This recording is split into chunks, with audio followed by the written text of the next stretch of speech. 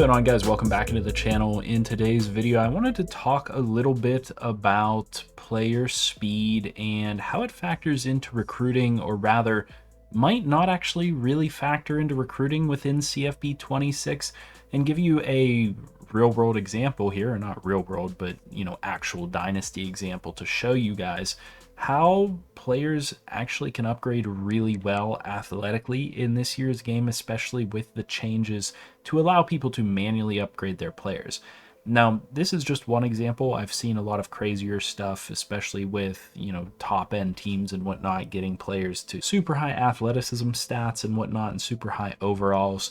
And, of course, I've heard a lot of those comments on my XP sliders videos and whatnot, but we don't typically play with a ton of super high-end teams. UCLA is probably like the top end of what we're looking at, but they can get pretty good pretty quickly. One thing I did want to mention, though, is that I've been running a lot with Javian Thomas, who is a junior, and I expected him, when he won the Heisman, to go to the draft. He ended up not going to the draft anyway. But I was looking at all my other running backs, and I was thinking, I probably need to recruit running back hard, because I don't love the athleticism of any of these running backs that I have here, especially some of the guys that are at the bottom that are sophomores and freshmen. We're looking at 85 speed, 86 speed, and only 89 to 90 for the other guys. So I want you guys to remember some of those numbers, and we're going to show you very quickly in a dynasty. Keep in mind, these are the base rosters on the game. I'm going to go to a dynasty and show you guys on base level of progression what the changes in their athleticism actually look like over only 1 year. So we're looking at 90, 89, 89, 85, 86. And then also, taking a look at the receivers, I was thinking, once some of these older guys leave the team, I'm not going to be in that great of a shape, because we have guys like Gilmer that, 91 is serviceable, don't get me wrong. Matthews 92 is serviceable, but Flores, who is, a semi-decent overall, only 89 speed. Staples sitting here at only 86 speed. And then we have some other guys in here that are on the team in a year from now, like Shaw and Marshall and Jordan and whatnot. So really, though, focusing on guys specifically like Flores and Staples with that 89 and 86 speed, looking at them as juniors and sophomores, I was thinking especially Staples here, for his overall and having some pretty good ratings, he's just not that good with only 86 speed. It's really not that serviceable. But realistically, by the time you're able to use these guys, and, try not to pay attention too much to my team overall, because I got a lot of transfers into UCLA, but by the time I'm actually able to use a lot of these guys, they've gone up significantly in terms of their athleticism. And it's definitely going to be easier to view through the roster than to view through the depth chart. But let's go ahead and take a look at those running backs that I mentioned. We were looking at Javian Thomas, who started at 93 speed, now up to 96 speed. And then the guy that I'm not going to say his name, just in case YouTube has an issue with it, went from 89 speed to 93 speed. Woods went from 90 to 91 speed, so not a big change there. But where the big concerns were with Legber and Vincent, who went from 86 to 91 and 85 to 89 in only 1 year, and their sophomore red shirts. So these guys became very usable, very serviceable players very, very quickly, and their accelerations are all at really good numbers: 96, 97, 97, 95, 91, 95, 92. And so even, recruiting some players in this year, trying to look for replacement players for those guys that I thought I was going to have to cut from the team, they come in with relatively slow speed, even though they're, some of the archetypes that I like elusive bruiser and north-south receiver can sometimes be pretty good.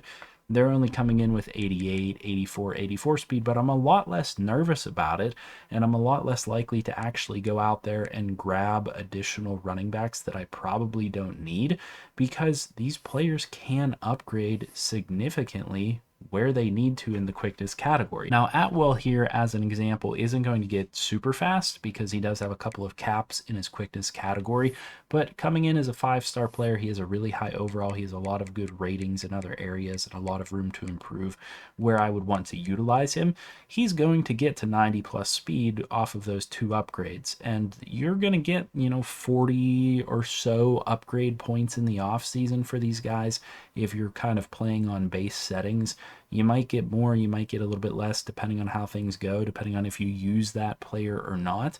But generally, a young guy like this, 5-star recruit, impact dev, he's going to get enough points to probably max out his quickness early, and you're going to get him to whatever rating you feel is serviceable there. You're not going to get him probably into the mid 90s at all. You might get, 2 upgrade points to his speed. But I look at these guys now and I'm thinking, they are actually serviceable in the long run. Rodney Trapp, maybe not so much. I don't know how much his speed will go up, but a lot of times, even when they've been capped and I've upgraded them 2 times like this, their speed will get close to 90, if not over 90. They upgrade really well, especially if they don't have quite as many caps.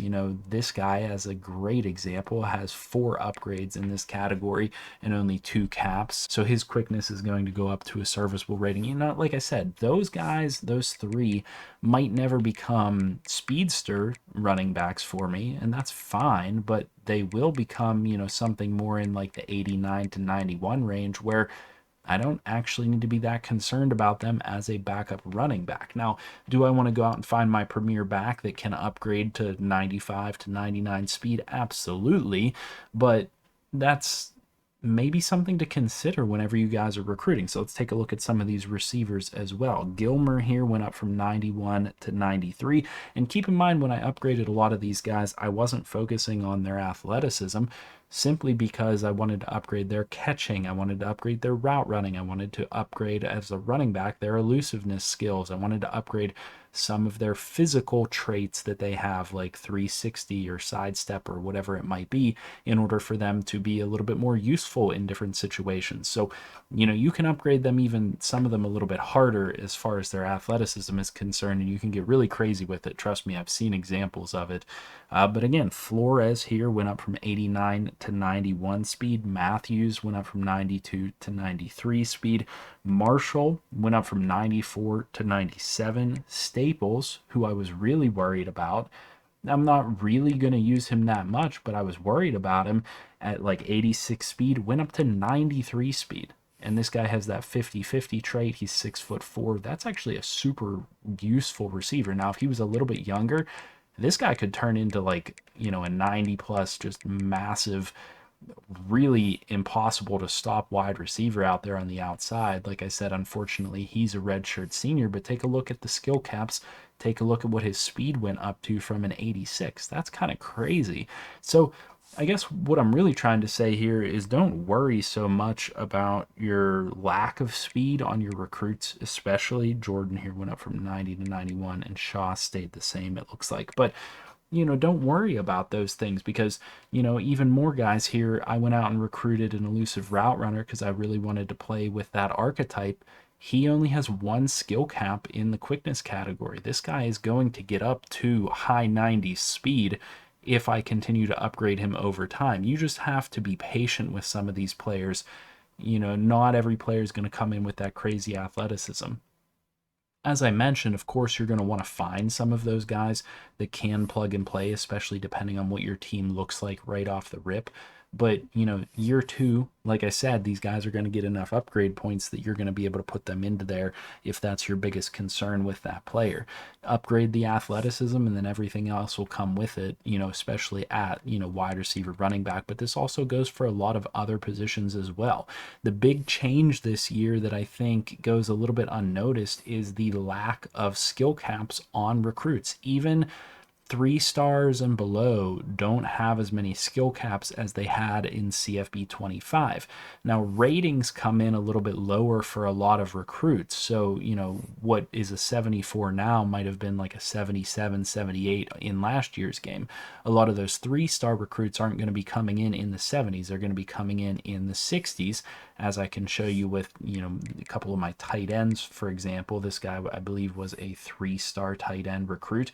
Comes in as a 66 overall, but most of them are going to have a ton of room to grow. I can upgrade his hands to a serviceable enough rating, maybe not quite as good, but I have full range to upgrade his blocking, full range to upgrade his route running, full range to upgrade his IQ, and some 3-stars look even better than this as far as skill caps are concerned. So what's happening is the skill caps are less impactful, which is allowing these players to upgrade more significantly over time. And that's why I'm, coming to you saying maybe speed is not quite as important with recruiting. What's probably the most important for recruiting is actually focusing on what each position can upgrade. So we've talked a lot about tight ends and the fact that these pure possession athlete tight ends are what you want because you can upgrade blocking, hands, route running, everything you need for a tight end.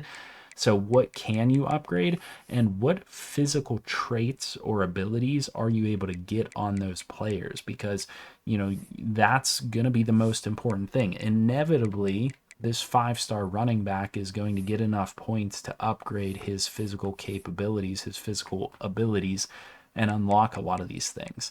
Maybe not all of them, depending on how he's skill capped and what ratings he comes in with, but he's going to fill out a lot of this stuff, and then he's going to be able to upgrade these physical abilities. These abilities aren't necessarily the best. They might not be exactly what you want on your team, so go after the players that can get the abilities that you want. Go after the players that can upgrade the way that you want them to, and maybe don't be quite so concerned about what you're doing, with the athleticism and whatnot with skill positions, because they will get there in time. Now, I know certain teams are a little bit more pressing. We've talked about various different teams in this dynasty. Let's go take a look at Delaware, for example. They were able to recruit a bunch of freshman players, but this is a tough situation, having to start an 83 speed or an 87 speed rookie. Okay, we got a good 91 speed player here, but, same thing at receiver. If he wanted to start some of these young guys, 84, 79, 85, 80, that's going to be tough to start right away. There's always going to be some of those tough situations for sure. But given the right amount of time, these guys are going to turn into some pretty solid players, and their athleticism will catch up eventually. Maybe not the 79, maybe not the 80, but, the 85 guy could become a really serviceable player in the long run, depending on their skill caps and whatnot. And like I said, a lot of these running backs, and even low-end recruits, 3-star recruits, you can get with really good dev. Take a look at an elite dev here, an impact dev, a star dev, all in one class for this guy as running backs is just absolutely crazy. 3-star star. So really, I just came here to kind of discuss that athleticism and the fact that upgrading these players works a lot differently this year and presents a lot more capability for building players the way that you need them to, especially in the athleticism categories. I'd be really curious to hear your thoughts down below. I'm sure some of you have realized this before I have, but realistically, this is the first time that I really saw it, because I actually had players that I was concerned about. I did my other LSU dynasty, and it's like every player on that team has 95 speed. So do you really see it, right? Are you really concerned about your players coming in? I'm recruiting, 25-star players or 15 5-star players every single year. So do I ever even see players like this that have a concerning athleticism rating or something like that? No, until I got through the UCLA dynasty, I really didn't see much of it. So, I'd be curious to hear your thoughts down in the comment section below. Is it something that that you've kind of changed your opinion on, going from CFB 25 to CFB 26? Are you guys manually upgrading or auto upgrading your players? What do you really look for at those skill positions? Is it athleticism like it always used to be, or do you care a little bit more about what they can upgrade into and realize that, like I did, the athleticism will follow in time? You guys let me know down in the comments section. Like I said, please leave a like on this video if you enjoyed the discussion. Comment down below, as I mentioned. Subscribe to the channel if you're new around here. And as always, I'll see you in the next video, and I hope you have a good one.